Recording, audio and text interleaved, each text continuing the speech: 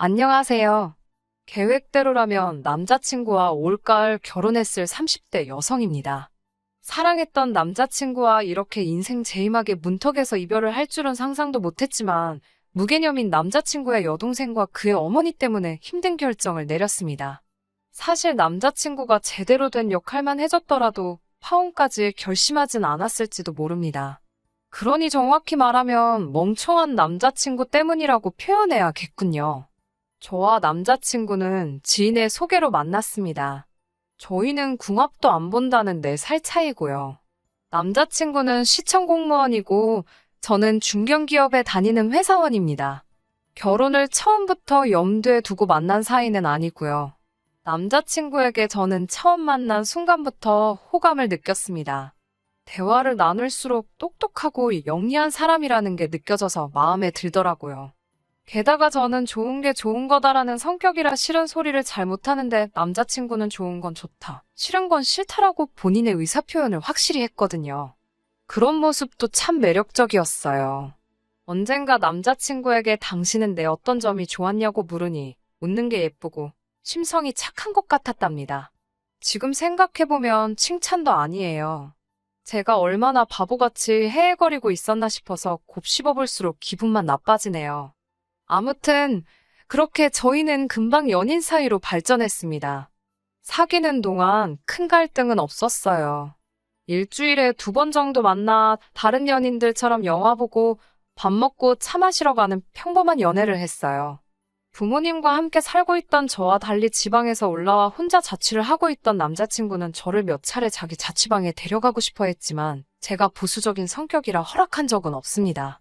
그렇다 보니 둘이 같이 어디 여행을 가본 적도 없어서 몇 번 남자친구가 서운함을 표시하긴 했어요. 그렇게 1년 정도 사귀었을 무렵 남자친구가 결혼하자고 하더군요.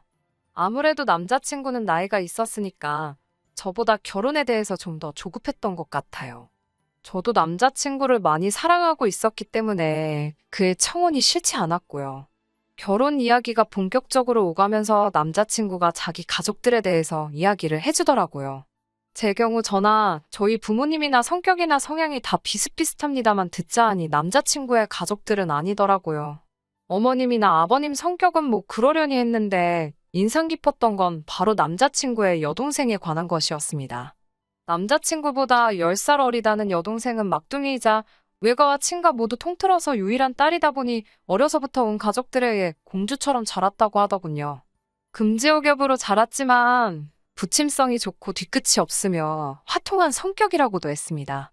이야기를 하는 남자친구의 말투에서 그런 여동생을 남편이 얼마나 귀엽게 여기고 있는지 알 수 있었어요. 솔직히 좋게만은 들리지 않았고요. 하지만 오빠가 동생을 예뻐한다는데 그걸 제가 이러쿵저러쿵 말할 것은 못 되었고 제가 남자친구와 실제로 결혼을 하게 되더라도 앞으로 마주치면 얼마나 마주치겠나 싶어서 별말은 하지 않았습니다. 그때만 해도 저에게 큰 피해를 주거나 한 것도 아니었고요. 처음으로 인사를 드리러 간 날이었습니다. 남자친구 집에 도착해 들어가니 어머님이 저희를 반겨주셨고 거실에는 아버님과 남자친구의 여동생이 앉아 있었어요. 제가 사간 선물을 내려놓으니 여동생이 와서 보더라고요. 제가 사간 건 과일 케이크하고 와인이었는데요. 그걸 본 여동생이 이 와인은 이번 주에 내 친구 생일 파티할 때 가져갈 거니까 아무도 손대지 말라고 소리를 치더라고요. 사온 사람인 제가 버젓이 앞에 있는데 그렇게 말하는 걸 보고 이 사람은 어려운 사람이 없다는 걸 한 번에 알아차렸습니다. 그런 여동생에게 남자친구는 한술 더 떠서는 필요하면 오빠가 또 사줄게 그러고 있는데 솔직히 꼴사납더라고요. 식사 준비를 하신다며 어머님이 부엌으로 향하셨고 저는 손님이니까 당연히 따라가지 않았어요. 그런데 신우가 저더러 언니는 안 하냐고 묻더라고요. 제가 무슨 이야기냐고 묻자 우리 엄마 혼자 부엌에 있는데 언니 가서 안 도와줄 거야 라고 반말로 묻더라고요. 반말로요. 처음부터 계속해서 반말로 말하는데 제가 윗사람 노릇을 하고 싶어서가 아니라 초면이잖아요. 초면에 거리낌 없이 반말로 하고 싶은 말을 다 하는 여동생을 보고 있자니 여러 의미로 대단하다 싶더라고요. 그렇다고 제가 같이 반말을 할 수는 없는 노릇이었으니 아가씨가 도와드리면 되지 않나요? 라고 물었습니다. 그러자 다시 저에게 며느리가 왔는데 딸이 왜 하냐고 하기 싫으면 하지 말랍니다. 그러면서 제 남자친구한테 오빠가 가서 얼른 도와드려. 오빠 손님이잖아라고 약간 빈정거리듯 말하더군요. 어쩌면 빈정거린 게 아닐지도 모릅니다. 하지만 제가 느낀 건 빈정거린 게 아니라면 이 사람은 정말 생각이 없다는 거였어요. 다행히 그 사이에 어머님이 식사 준비 다 되었다며 저희를 부르셨어요. 식탁에 모여 앉았는데 이번에도 여동생은 아무것도 하지 않고 가만히 앉아 있더라고요. 제가 결국 수저랑 젓가락 놓는 걸 도왔습니다. 물론 전혀 어려운 일은 아니었지만 그 여동생의 태도가 짜증이 났어요. 이제 정말 준비가 다 되어서 식사를 하려는데 그 여동생이 저에게 나 물 좀 이러면서 컵을 주더라고요. 물론 정수기가 제 뒤에 있기는 했지만 황당하더라고요. 식사를 시작하면서 남자친구 부모님은 저에게 이런저런 질문들을 하셨습니다. 듣자 하니 어디 회사를 다닌다면서 어쩌다 공무원인 자기 아들하고 만나게 됐는지 무척 궁금하신 눈치였어요.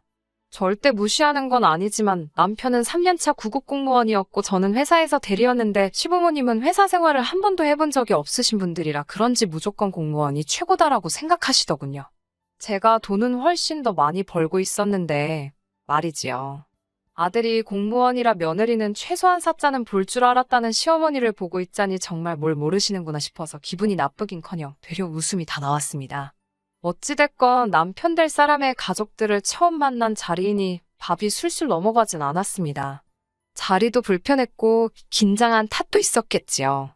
그런 와중에 남자친구의 여동생이 밥이 입맛에 안 맞는다며 먼저 자리에서 일어나려고 하더라고요.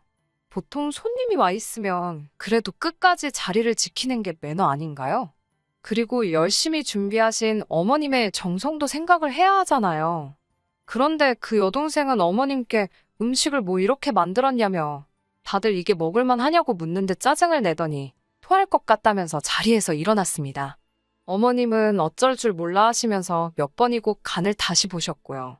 저한테는 괜찮고 맛있는 음식이었는데 딸의 말 한마디에 안절부절 못하시는 어머님을 보고 있자니 어머님이 안쓰러울 지경이었네요.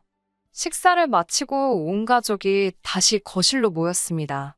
어머님께서 주방에서 복숭아를 몇 개 가지고 오시더니 제 앞에 쓱 밀어놓으시더라고요.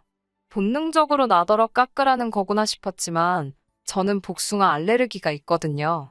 어머님께 알레르기가 있어서 전 못 먹는다고 말씀드렸고 이미 그 사실을 알고 있던 남자친구가 아무렇지 않게 가져다가 자기가 깎기 시작했어요.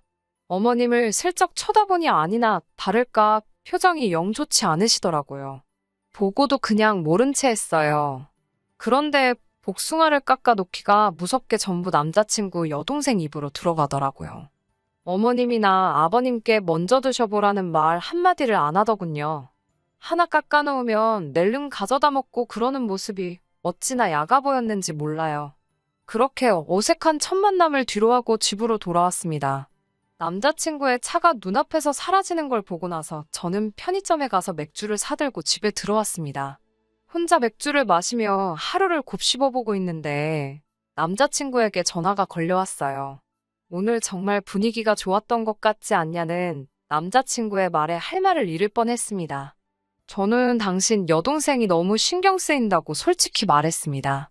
초면부터 반말에 예의도 없고 당신 집안에서는 얼마나 귀한 딸이라 그렇게 마음대로 행동하는지 몰라도 내 입장에서는 나를 무시하는 걸로 느껴졌다고요. 그러자 남자친구는 워낙에 동생이 어리고 철이 없어서 그런 거라며 막상 결혼하면 우리는 서울에서 따로 살거니까 너무 신경 쓰지 않아도 된답니다. 1년에 보면 몇 번이나 보겠냐면서 그냥 그러려니 하고 넘기라더군요. 우리 둘만 잘 살면 되는 거 아니냐면서요. 그 일이 있고 얼마 지나지 않아 상견례를 하게 되었습니다. 상견례 장소는 남자친구의 부모님이 이동수단이 없었기에 저희가 내려가는 쪽으로 이야기가 되었습니다. 사실 저희 부모님이나 저나 남자친구 총 상견례 참석 인원 6명 중 4명이 서울에 사는데 서울에서 2시간이나 떨어진 곳까지 4사람이 이동해야 한다는 게 논리적으로 맞다고 생각했지만 저희 부모님께서 괜찮다고 이참에 외곽으로 맛있는 밥 한 끼 먹으러 간다고 생각하자 하셨습니다. 상견례는 아무래도 양가 어른들이 혼사에 대해서 이야기하는 자리라고 생각했기 때문에 남자친구의 여동생은 부르지 않기로 했었어요. 솔직히 말하면 저번에 제가 받은 첫인상이 좋지 않았던 것도 한몫했고요.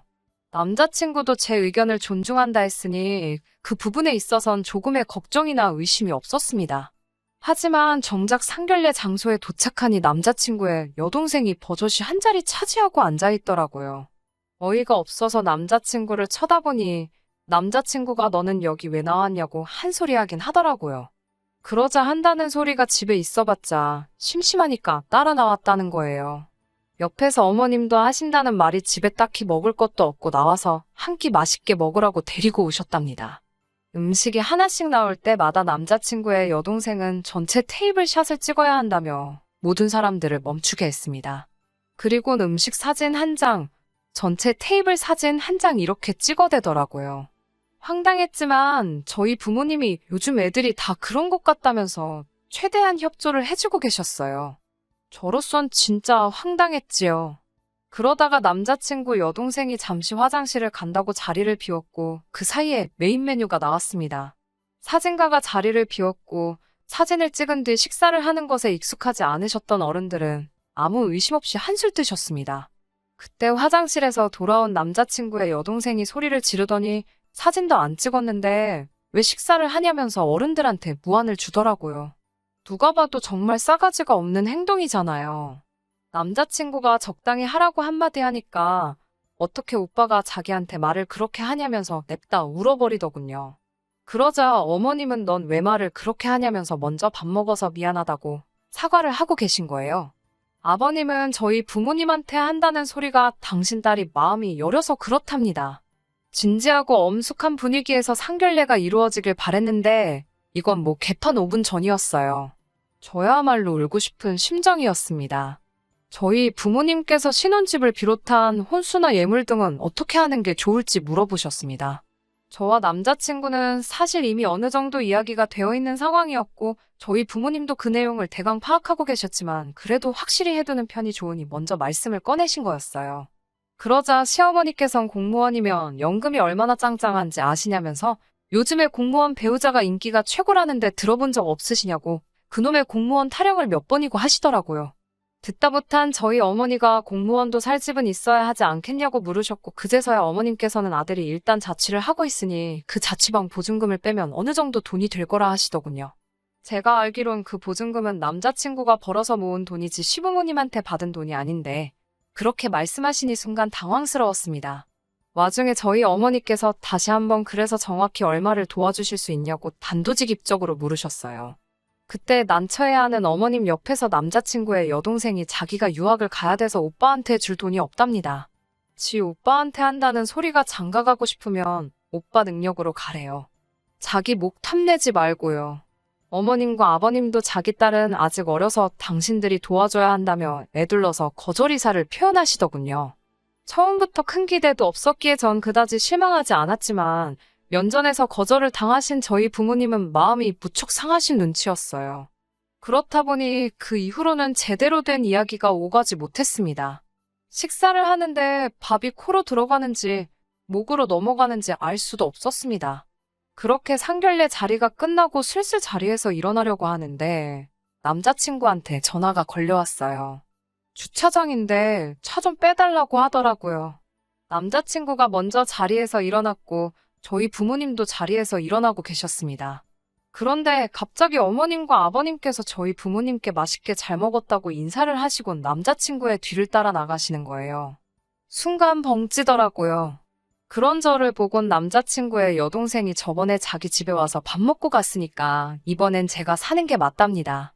어처구니가 없었지만 이런 걸로 왈가왈부하기 싫어서 알겠다고 돈을 내려는데 제가 시키지 않은 메뉴가 가격에 포함되어 있더라고요.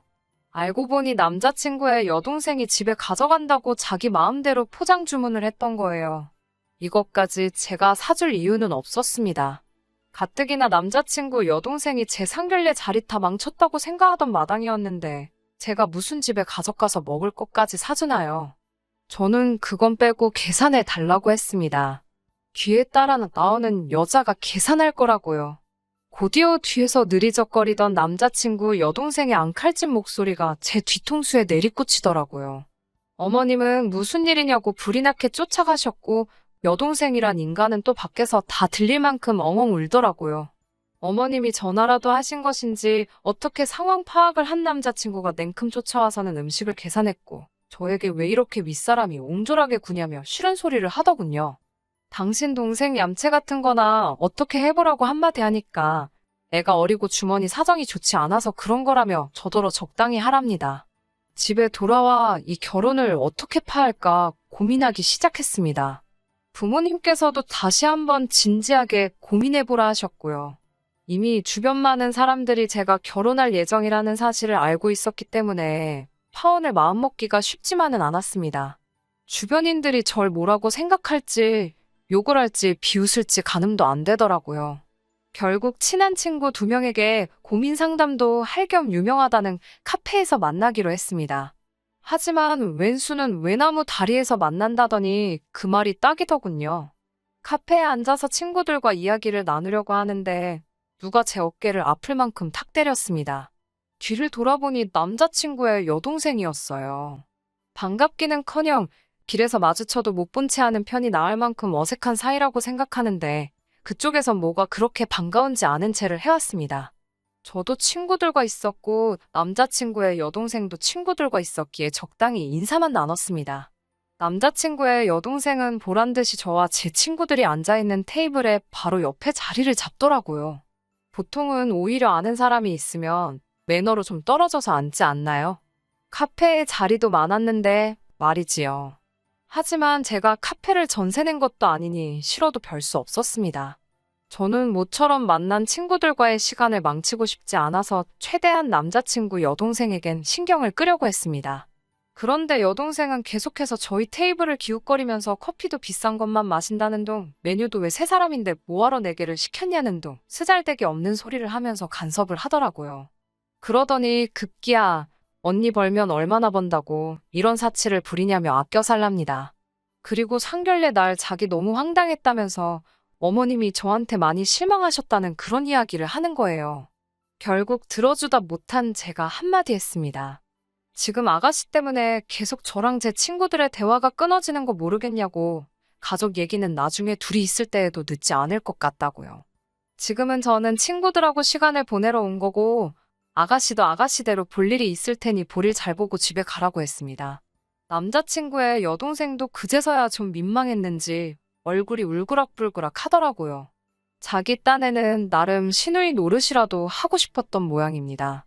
가까스로 여동생을 무시하고 다시 친구들과의 대화에 집중하려고 하는데 이번엔 남자친구 여동생이 저와 제 친구들을 힐끗거리며 수군거리기 시작했습니다. 본능적으로 저희 얘기를 한다는 걸 알 수 있었어요. 저희 한번 쳐다보고 실실 웃으며 귓속말하고 그러니 얼마나 신경이 쓰이던지요. 결국 화를 참지 못한 제가 신우한테 야 너 나 좀 보자고 잠깐 따라 나오라고 했어요. 그러자 신우가 저를 쳐다보면서 자기한테 하는 말이냐고 다시 되묻더라고요. 그래서 제가 그럼 너 말이지 내가 너 친구들한테 볼 일이 있겠냐고 싸붙였습니다. 그렇게 여동생이 카페 밖으로 절 따라 나왔고 저는 옆 골목으로 여동생을 데려가 도대체 왜 그러는 거냐며 목소리를 높였습니다. 그제서야 여동생은 자기가 뭘 그렇게 잘못했냐면서 여전히 빳빳하게 굴더라고요. 제가 오래 산 건 아니지만 이렇게 싸가지 없고 개념 밥 말아먹은 여자는 본 적이 없었어요. 저는 결혼을 엎을 때 없더라도 하고 싶은 소리는 해야겠다 싶어서 너 내가 그렇게 웃으냐며 한번 말해보라고 몰아붙였습니다.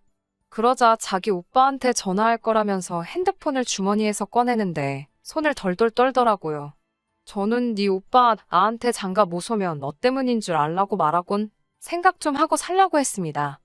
니네 집에서나 귀한 딸이지 밖에선 너 같은 거 널리고 널렸다고. 공주행세 좀 그만하라고. 네 오빠만 아니었으면 벌써 너 내가 한 대 치고도 남았다고 하니까 다리 힘이 풀렸는지 주저앉아서 또 훌쩍거리더라고요.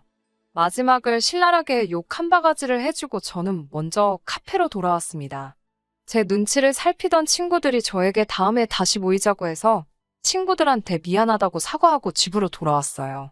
집에 돌아와서 샤워하고 쉬려고 침대에 누웠는데 핸드폰이 미친 듯이 울리더라고요. 보니까 제가 모르는 사이에 남자친구한테 이미 수차례 전화가 걸려온 상황이었어요. 무슨 이야기를 할지 이미 어느 정도 짐작이 되던 상황이었기 때문에 오히려 마음이 느긋하더군요. 천천히 전화를 받으니 남자친구가 다짜고짜 큰 소리로 도대체 애한테 무슨 소리를 한 거냐며 화를 내더라고요. 시치미를 뚝 떼고 왜 그러냐 물으니 남자친구가 여동생으로 붙어들었다며 제가 했던 말들을 줄줄이 나열하더군요.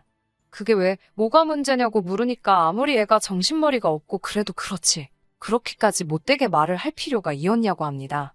애가 바보 멍청이도 아니고 조근조근 말해주면 다 알아듣는다고요. 그래서 그렇게 조근조근 하고 싶으면 너가 옆에 끼고 그렇게 하라고 했습니다.